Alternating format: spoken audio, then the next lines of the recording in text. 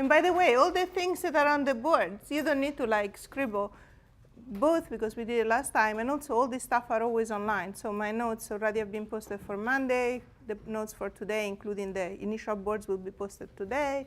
So if you don't need to like go crazy and write everything up, because everything will be online.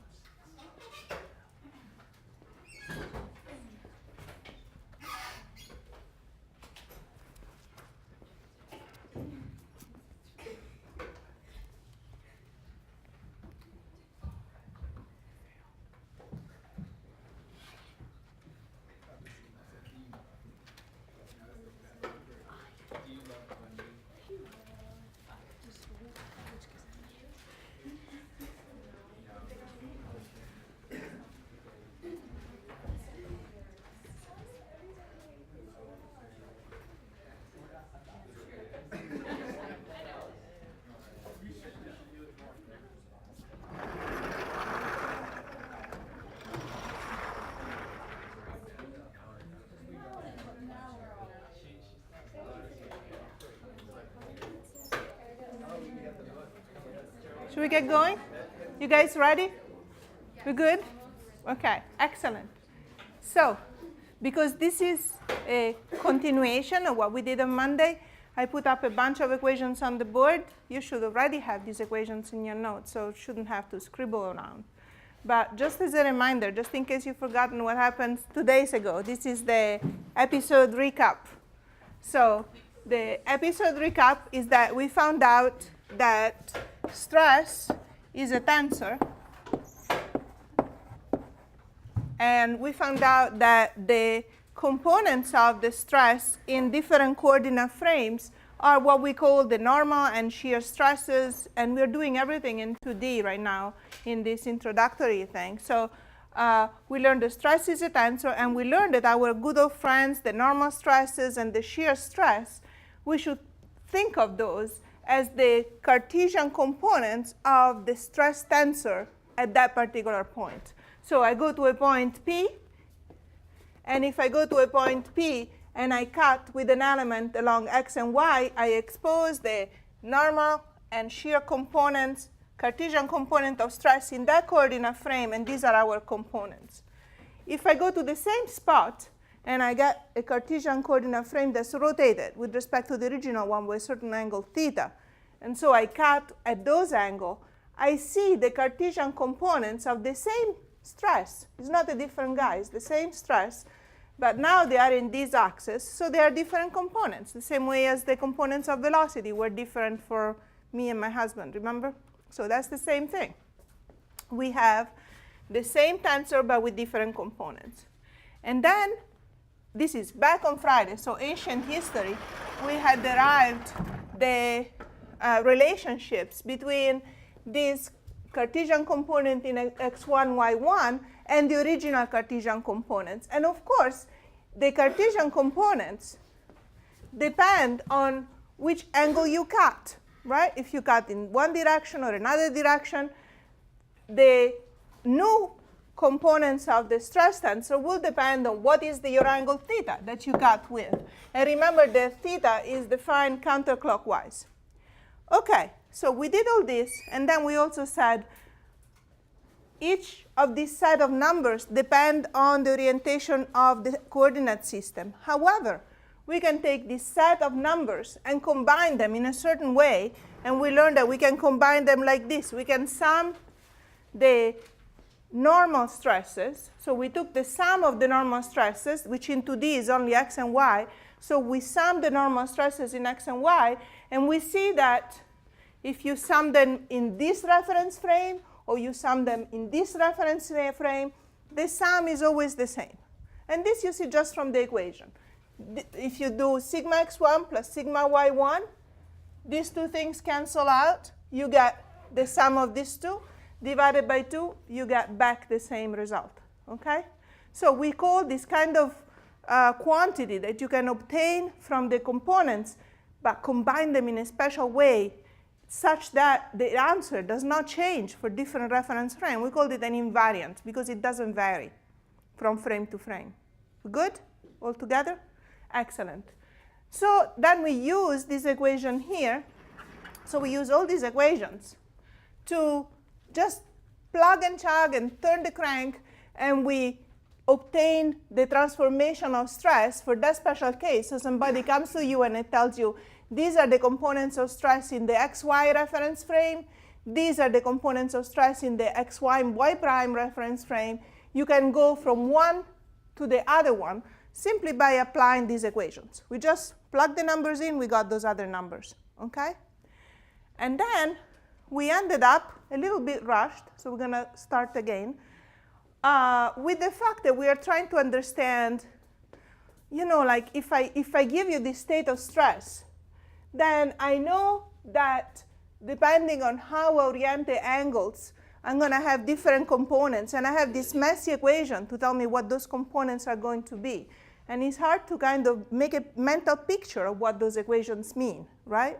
And also we said that we also want to find something more universal about the state of stress at that point, besides the components. We are trying to find something which is the same in all coordinate system, and it gives us a magnitude or some kind of way of measuring how bad is the stress at that point. Is it a big stress, a small stress? Right now, the only thing that we know is that we agree that on the sum of the magnitude, on the sum of the normal components of stress. So that could be one measure of the stress. We want to figure out, are there any other invariants for stress that we can use to say this is the stress at that point. These are the important numbers for that stress. That is going to predict if the material is going to fail, if the material is going to, say, shear plastically. We need something that we can all calculate independent of the reference frame. So I told you, to start obtaining this final destination, we have to do some algebra. And the guy that came up with this plan is somebody called Mohr, Christian Otto Mohr, German guy that was a railroad engineer. And I was trying to find some juicy thing about this Mohr guy, because Lorna gives you always juicy things, and I do not know any juicy thing about this kind of boring railroad engineer.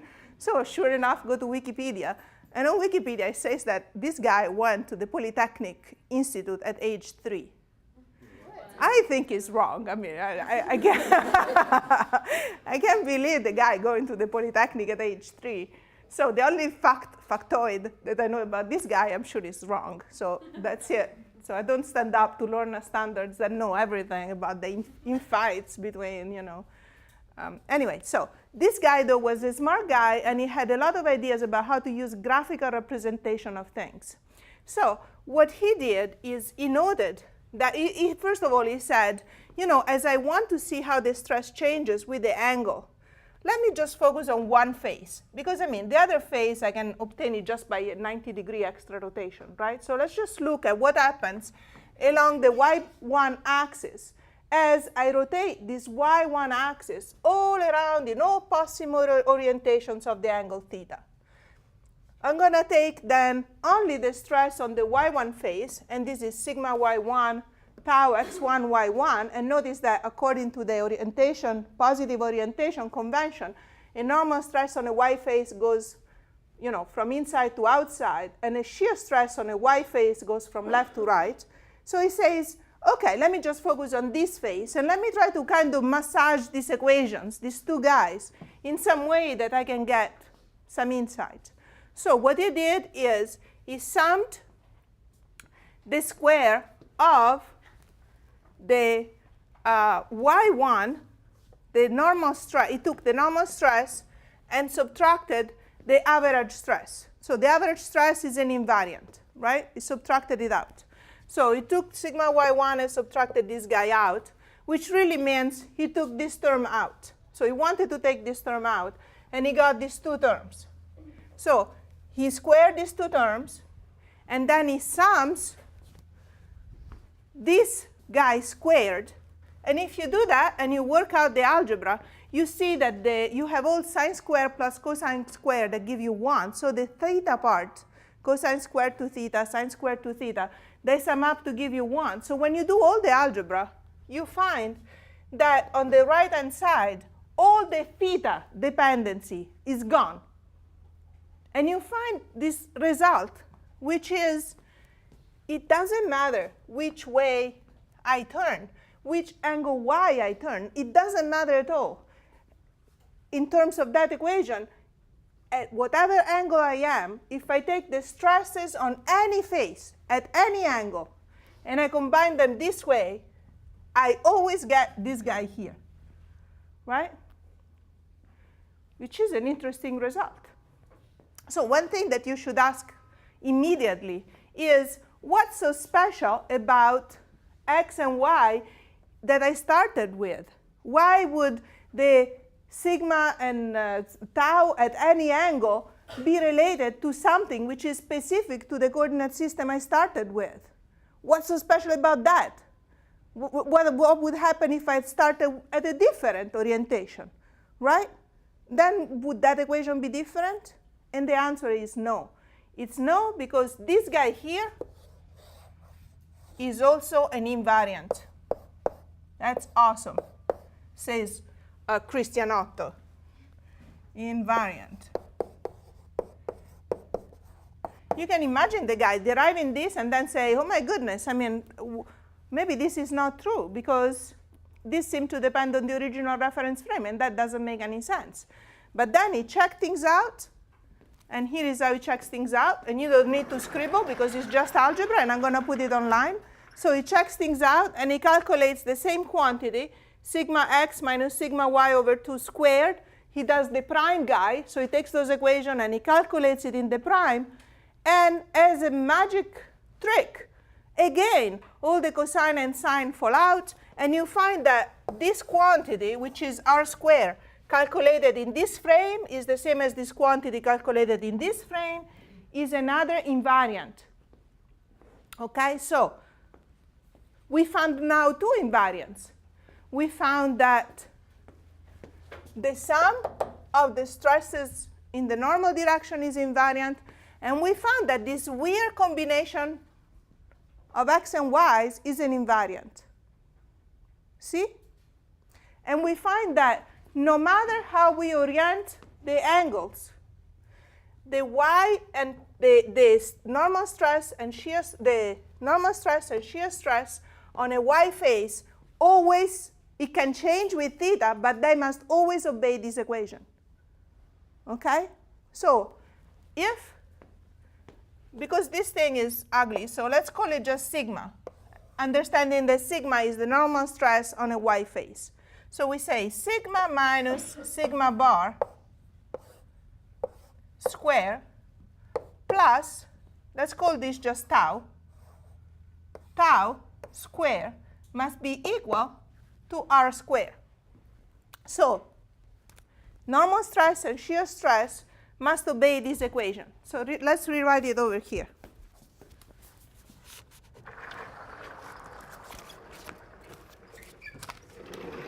So the equation is stress minus sigma bar square plus tau also square is equal to r squared, and this r squared doesn't change. Okay? So this equation here, if I now go to a plane which is not a physical plane, I'm not going to draw a plane which is a plane where I can draw the stress as points. So I'm going to introduce a special plane which is called the Moore plane.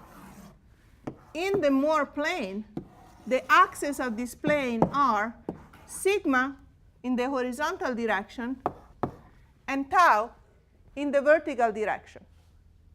Any point on this plane represents a state of stress. Say, for instance, that this is axis on this stress. Maybe this is going to be 10 MPa.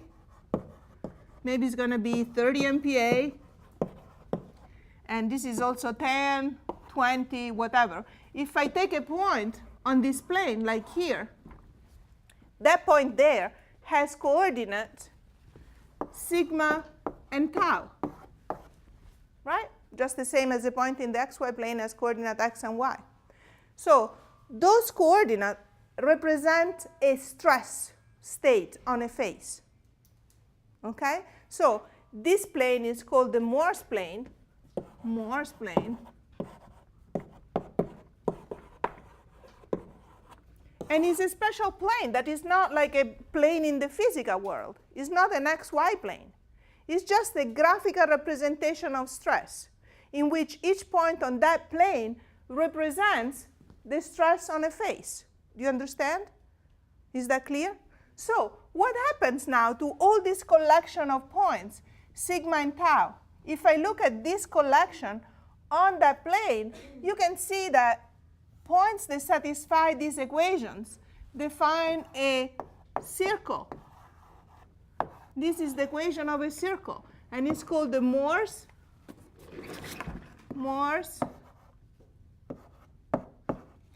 circle of stress. Okay? So this thing defines a Morse circle. So this is the equation of a circle in this special plane, in the sigma tau plane. And this circle has with a center at, where is the center of this circle? What is the x coordinate of the circle? Center. Sigma bar. So the center is a coordinate sigma bar, and what is the coordinate on the y, on the tau axis? 0. So the center is sigma bar 0, and with a radius r. Right? So the circle, say for instance that this is sigma bar, the center of the circle is here, the radius is that much, and that equation defines a circle in the sigma tau plane. That's incredible, right? I can imagine Otto running home saying, look what I found.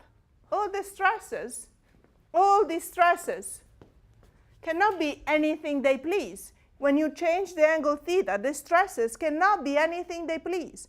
They must all be someplace, a point on that circle, right? So if I draw a circle like that on this axis, say this is the tau xy, we're going to call it tau just for convenience, and this is going to be my sigma y. We can call it sigma so that I don't need to use too much chalk. Then what happens is that for each point, I'm going to have a circle that doesn't look like a very good circle. And the center of this circle is going to be sigma bar. And the radius of this circle is this r guy, which is an invariant. And essentially, every point on this circle corresponds to certain values of normal stress and shear stress. So every point on this circle is going to have some coordinate sigma and tau. And each of these points, each point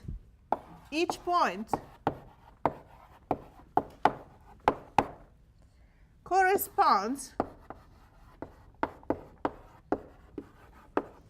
to a phase orientation, so a certain theta.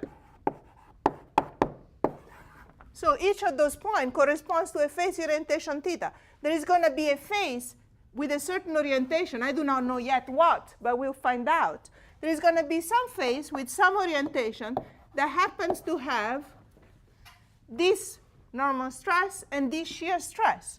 Another phase, maybe here, is going to have this normal stress and this shear stress. So maybe that phase is oriented that way. This phase maybe is oriented this way. And this is the stress on that phase. So notice always, so each point corresponds to a phase oriented with theta, and the coordinates of that point in this plane represent r, the stress on that phase. The normal and shear stress on that phase. Right? So every single point represents an orientation, and the coordinate gives me, remember the plus convention, right? The plus convention on this circle, remember you're plotting normal y stress and shear xy on a y face. So the convention for the more circle signs is always that if you are on the positive axis, it means that the stress is coming out. If you're on the positive axis of shear, it means the shear stress is going that way, because these are the convention for the y faces. And those are all y faces stress. Yes? So for the same normal stress, it's possible to get a two shear direction. We're going to get there. So put this, this question that you have, open a box, put it in, and we're going to open the box in about 5 minutes. And it's going to be a great question, okay? So it's going to be cool. All right. So the question was, then this must be that I can have faces. Say, for instance, I have a face here that is going to have the same normal stress, and one thing is going to have a positive shear, and one thing is going to have a negative shear. The short answer is yes. So you can rotate the coordinate frame, and for one of those orientation, you're going to have this state of stress. For another orientation, you're going to have this state of stress. There are two faces with those stress. Each of these points correspond to a face. Okay, so let's try to figure out how we make a match between a point on the circle and a face in real life, right? Because all what we know at this point is that no matter which is the angle theta, for each angle theta, each of these stresses is going to be a point on the circle. But I've not told you yet which orientation corresponds to which point, right? Are we good up to now? All right, so let's do it practically, this whole thing. Let's start from this guy here, right? So we learned that if we want to draw the stress, the circle of stress, the Mohr circle of stress, we know how to do it, because we know that the center of the circle is a sigma bar, and we know that the radius of the circle r is this combination of components here, right? That was our r, this invariant here. So if we have this state of stress, I can do the calculations and figure everything out. So let's redo the calculations for this guy, so that we have something practical to look at. So we have sigma x. So let's say that what we know is this state of stress here. And we build the circle based on this stress state. Somebody came to us and gave us those stresses, right? So we say, OK, so let's build the circle. Sigma x plus sigma y over 2. This was minus 17. And all these things on these boards are MPa. I'm not going to write MPa after every number, but remember that I should, because it's never good to write stress equal 12, because otherwise you wonder 12 apples, 12 bananas, and it's not. It's always a measure of a stress. PA, Pascal, MPa, GPa. So now, because I'm trying to save time, I just write the numbers, but all the stresses that I write, all the numbers are in MPa. So sigma x plus sigma y over 2 is minus 17. Then we're going to need tau xy, and tau xy I see is minus 19. Then I need to calculate, to put it in the r, I need sigma x minus sigma y over 2. So sigma x minus sigma y over 2, that's equal to minus 29. And so my r, I can calculate it as the square root, because r square is the sum of the square. So this is r square. So r, which is the radius of the circle, is going to be the square root of that. So it's going to be the square root of 29 square plus 19 square. And if you do the calculation, it gives you 34.7. OK? Excellent. So what we do now is we can draw the circle. OK? And I have a nice clean board to do that, because we're going to use this circle over and over and over. So when you draw the circle, it's always a good idea to draw. So the thing becomes a circle if the axes have the same scale. So when you draw your circle, always mark the axes so that they have the same, well, you know what I mean. So this is the shear stress, tau xy. This is the normal stress, sigma y. And say that I start marking numbers. Say this is 10, and all is in MPa. This is 20. So on this other side, I have 10, 20, 30, 40, and so on. OK, and I can keep going. So the center of the circle is a sigma bar. So this guy here, minus 17, this thing is the center of the circle sigma bar, right? So I can go here, figure out where 17 is. There we go, 10, 17, maybe someplace here. And this is where I mark my sigma bar equal to minus 17. Then I look at the radius, which is 34.7. So 17 plus 34.7 makes a little more than 17. So the circle is going to go up to here. And it's going to be a big circle. It's not going to fit here very well, more or less. So it's going to be a big circle. And actually, I can check that I'm on the right side, at the right coordinates. These are going to be 50. That looks more or less right.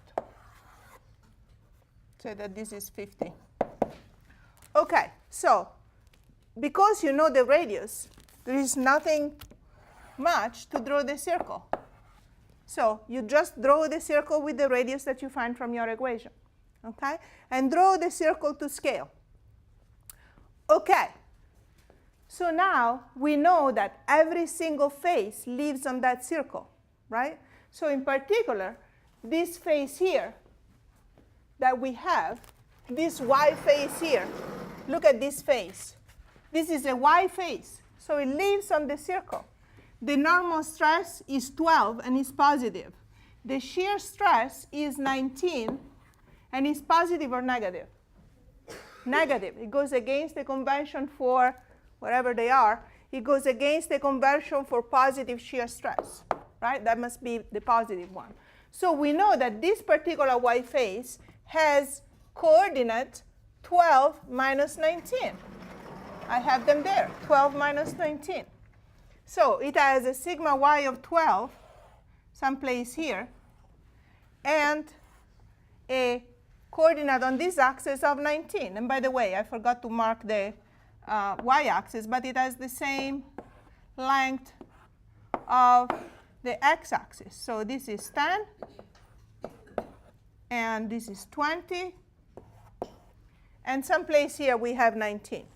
So this point here on the circle with coordinate 12 minus 19, this is the y face. OK? So this point here corresponds to this face over here. On this face, I have those stresses, 12, 19. OK? We good? So we found one point.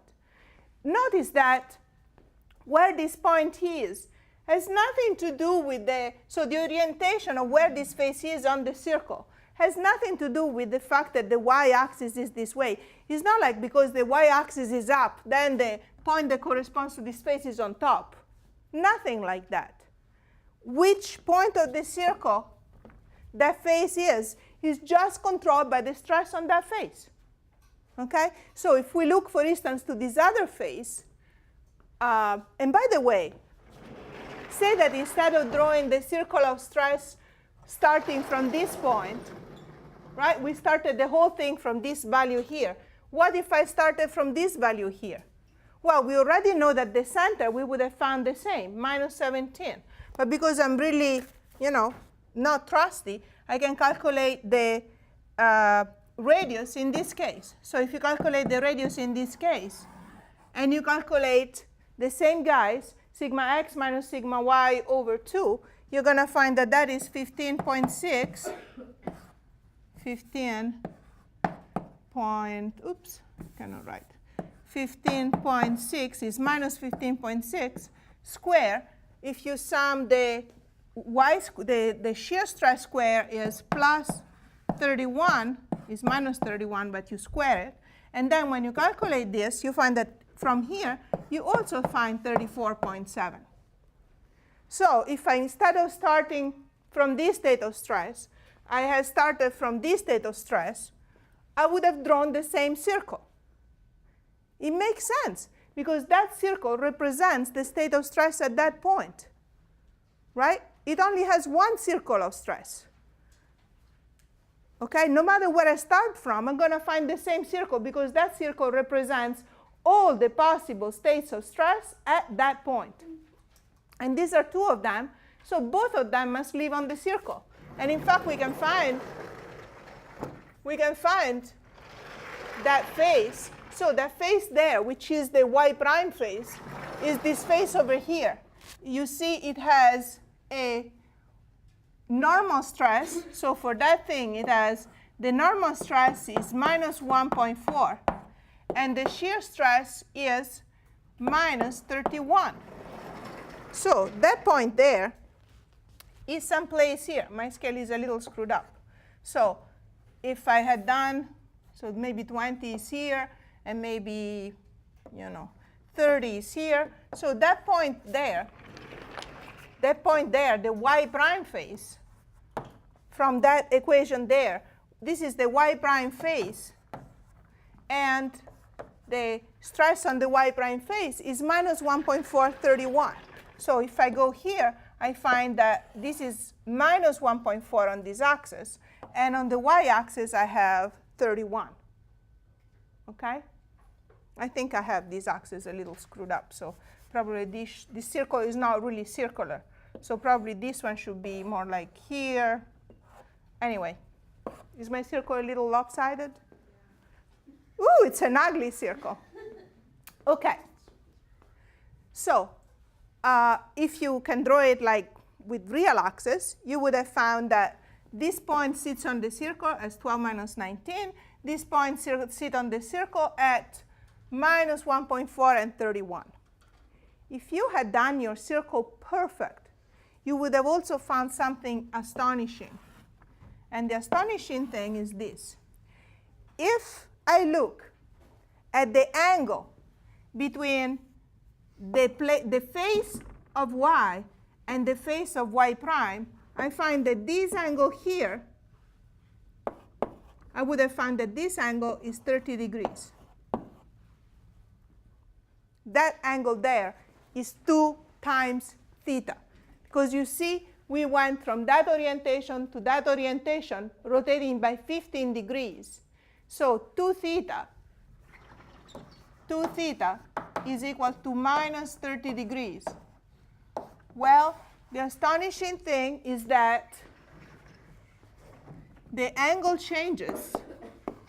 Angle changes on the Mohr circle are double the angle changes between faces, between the corresponding faces.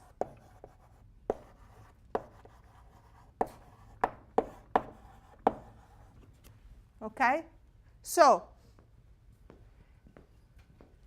this is like mind-boggling. I can't imagine how Otto was sleeping, knowing with all this knowledge in him. It's like, must have been so excited. So what he found is that if I draw a circle and I know the stress and I make a spot on the circle for a certain face, then if I want the stress on any other face, which is rotated by an angle theta, all what I need to do is walk around the circle by an angle twice as big as that, and the spot that I land on is the stress in that face. Totally cool. Maybe he hated to do that sine theta, cosine theta, and he likes circles better. There is more to this. Okay, so the beauty of this graphical representation is not just that it can substitute those equations, because I couldn't do these things in equations anyway. But there is a lot more to understand based on that. So we're going to do a bunch of notes on how we can use that circle, okay, and what the circle tells us about the state of stress at that point. So let's get started with these notes. So the first note, so note number 1. By the way, before I start noting stuff, do you guys have any questions on this first part? Is all this okay? We're good? Excellent. Okay, so let's start making notes. Notes to self. So the first note, we already said it. So the note number 1 is I can find the stress on any face at an angle theta from the original phase, from the y phase, at theta from the y phase, simply by walking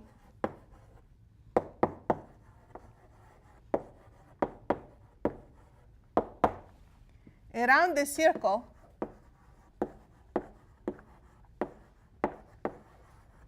by 2 theta. Okay? Now, this finding also means, so actually, I didn't show you this. You can show with all those equations that this thing works, that this on the circle, an angle of the circle is twice as it corresponds to the 2 theta. The fact that is 2 theta is because all those equations are in terms of 2 theta, and that's what builds the circle. So in particular, this is something cool, because if I think about the y phase, so this is the y phase, right? If I want to go to the x phase, right, I can think of the x phase as a 90-degree rotation from the y phase. I can call the x phase a y prime phase if I want, right? So I can say that the x phase is equal to a y prime phase with a rotation equal to minus 90 degrees, because see, I go clockwise. So minus 90 degrees gives me a y prime phase, which is actually the x phase. So the stress on the x phase is at 180 degrees on the circle across from the y phase. So if I go here and I rotate 180 degrees on the circle, so I end up here, this phase here is my x phase. So we need to see if that works, because maybe it works even with the bad even with the bad coordinates, because look at the stress on the y phase. On the x phase is minus 46 MPa, right? So I expect to get minus 46 MPa. And even with the bad geometry that I have here, I got it pretty close. This must be minus 46 MPa, right? The x phase is across from the y phase. This is my starting point, the y phase. And I find that the normal stress on the x phase is minus 46. I hadn't used that number when I built the circle, remember? I didn't even know that number. I just started with the stress on the y phase. Of course, I put the number in because I hit it into the sigma bar, right? And I hit it in that term there. So the construction of the stress knew that there was a sigma x of that. But we find it again on this circle just by magic. And by the way, I want you to see that these equations here tells me that the shear stress on the x face, if this was minus 19, it tells me that the shear stress on the x face is plus 19. And the reason that there is this fact of the opposite angle for the stress, so careful with the sign on the x face. Careful. Because remember, when we did this rotation, now we think of x as a y prime face. So for x as a y prime face, a positive shear stress goes like that, right? Well, the convention that we have for positive shear stress on the x face is that the positive shear stress goes up. So when we think of the x face as a y prime face, the sign of the shear gets inverted. So if you look, for instance, here, this tells us that the x face has a positive shear stress of 19 MPa. A positive shear stress, according to the convention for the Mohr circle, is a shear stress that goes that way. Is that correct? Yes, that's the way the stress goes. Okay? So this is a little bit confusing. Okay? So the fact that this is an x face and the shear stress get flipped, sometimes it can mess you guys up a little bit.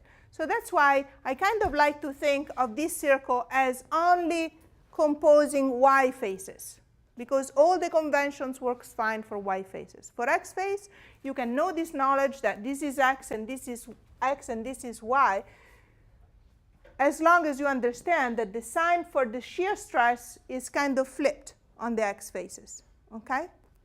You understand? A little bit? We're going to do, by the way, today we're going to finish up all the derivations of the important things about this Mohr circle and things like that. And on Friday, we're going to do a lot of examples. Okay? So let's finish up these basic ideas. So we did this thing. So the other very important note that we can make, and this is probably the most important point of the whole thing, is that you can see from this picture here, that as I go around the circle with possible orientations, there are two very special orientations. And these very special orientations are this orientation here and this orientation here. So for a face on this orientation, what happens? We have the maximum possible normal stress. We call this orientation with the maximum possible normal stress orientation 1. On this other side, we have another orientation where we have the minimum possible normal stress. Let me clean up here so that I have room. We call this orientation here with the minimum normal stress orientation 2. Okay? On these orientations, we have the maximum and minimum normal stress and zero shear stress. You see? So let's write it up.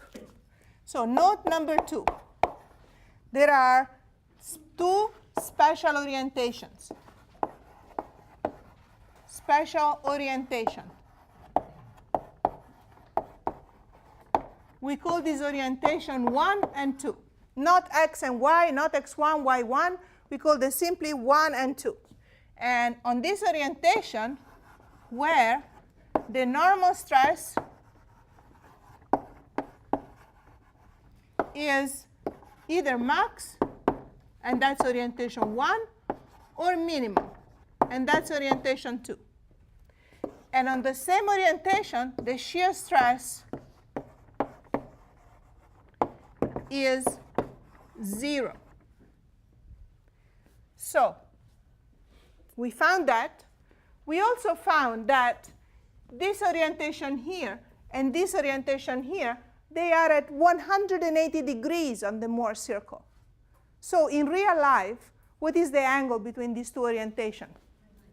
90 degrees. So this orientation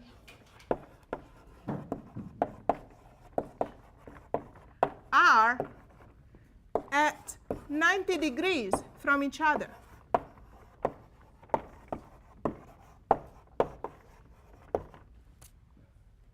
So this was the orientation y. If I walk by this angle here, let's call it theta 1, around the circle, I found the orientation 1. So if this was the y direction in real life, I found this orientation 1 by, actually, this is going to be 2 theta 1. I need to walk around the circle by twice as much. So if I walk around the real life by an angle theta 1, I'm going to find orientation 1. If I keep going and I walk another 90 degrees, I find orientation 2. So this is 2 theta 1, and this angle here is 2 theta 2. So if I walk another 90 degrees, I find orientation 2. Okay? So if I now make an element aligned with this axis here, like that, the stresses on that element are only going to be normal stresses. This stress here at orientation 1 is called sigma 1. This orientation here at orientation 2 is called sigma 2. Okay? So the corresponding stresses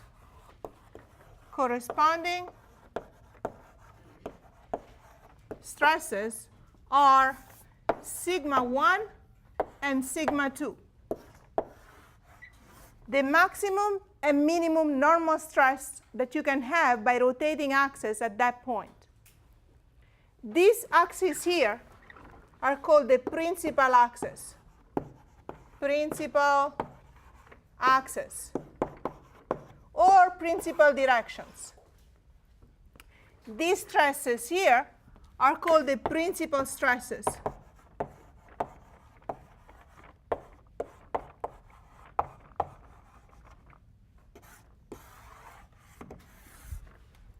Okay, so let's continue our notes, because this is an important thing. So our note 3, sorry, let's do it on this one. Our note 3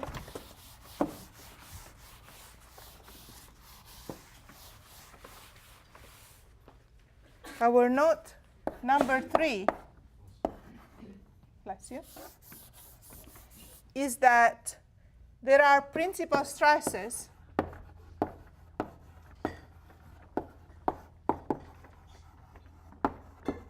sigma 1. And how big is sigma 1? How do I get to sigma 1? On this axis, if I start to sigma bar and I add r, you see I get sigma 1, just geometrically, right? So sigma 1 is equal to sigma bar plus r. And sigma 2 is equal to sigma bar minus r. Look how easy it is. Sigma bar minus r. Principal magnitude, positive. So this is the maximum and minimum stress. They can be both positive, both negative, one positive, one negative, whatever you end up with when you build the circle. But these stresses are fundamental because it tells you what is the maximum tensile stress that you can have at that spot. Can the material crack or not? These are the very important guys that we were looking after. These guys, of course, are also invariants because they are sum of invariants. And this is something that me and my husband can agree with. He's got those coordinates, I got that coordinate. We go and calculate sigma bar plus r and sigma bar minus r. And we both calculate, minus 17 plus 34.7. We both find a sigma 1 of 17.7. On the sigma 1 axis, we're going to have, all of us agree, we're going to have 17.7. If we rotate all the axes, on that element, we're going to have a tensile stress at 17.7. If we keep rotating axis, and we rotate axis by another 90 degrees, so we end up on this thing, we end up at minus 17, minus 34.7, so we end up with minus compressive, we get with a compressive stress of 51.7, right? So if we substitute those numbers in there for the example, we end up with sigma 1 equal to 17.7, and we end up with sigma 2 equal to minus 51.7. And notice that we come up with this conclusion if we start from this end or if we start from that end, because we agree both on sigma bar and on R. So we agree on the maximum and minimum principal stresses at that point. So even we can find agreement. The other thing that I can do is, if I know which orientation I start with, I can figure out at what angle the principal axes are. It's all geometry, right? So I can calculate, see this triangle here that is made with the height equal to the shear stress on the y face, and with a base which is the normal stress minus the mean stress. The angle of this triangle here is the angle that I need to travel to go to the principal axis. So I can simply do this thing and get to the principal axis by saying that the, ooh, ugly.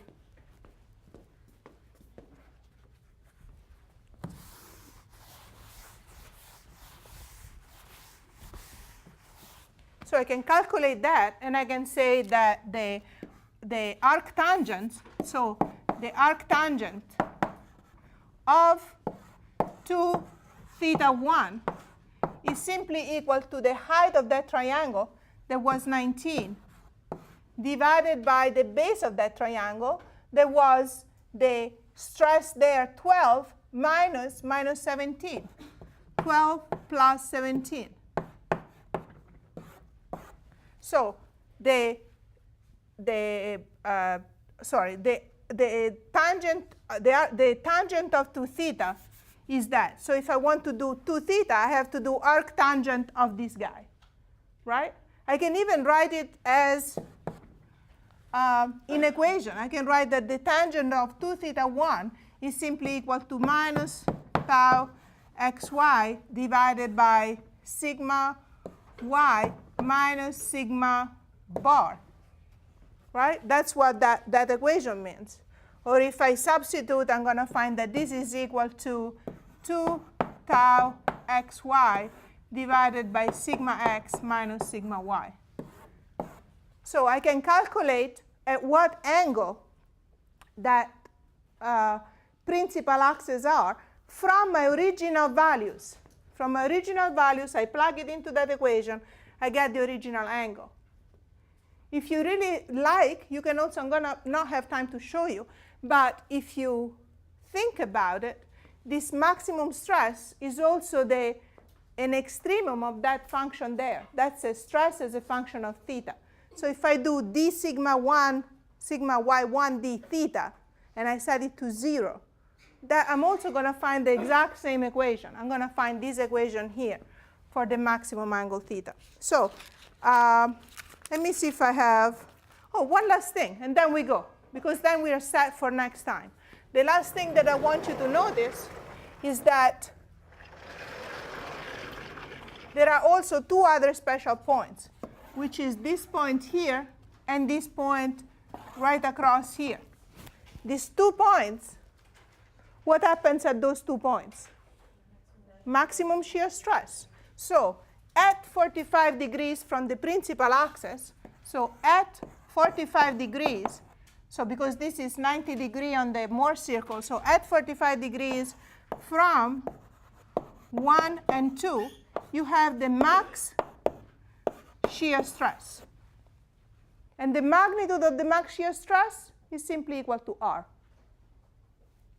Max tau, magnitude equal to R, right? And you have two faces, one with plus tau, one with minus tau, across each other from 90 degrees. So, and on those faces, the normal stresses are sigma bar, with sigma bar normal. Okay? So this whole thing gives you the perfect picture of the stress at one point. Next time, we're going to do some examples on how we use this equation, how we build the circle, how we use the circle to find anything about the stress at one point. Yes? Those points have numbers? Those points do not have number. They are the just planes of maximum shear stress, because they are simply at 45 degrees from that. So if you make an element like that, on that element you're going to have the maximum shear stress and half of the, and you're going to get the average stress is the same everywhere. We're going to do a lot of examples.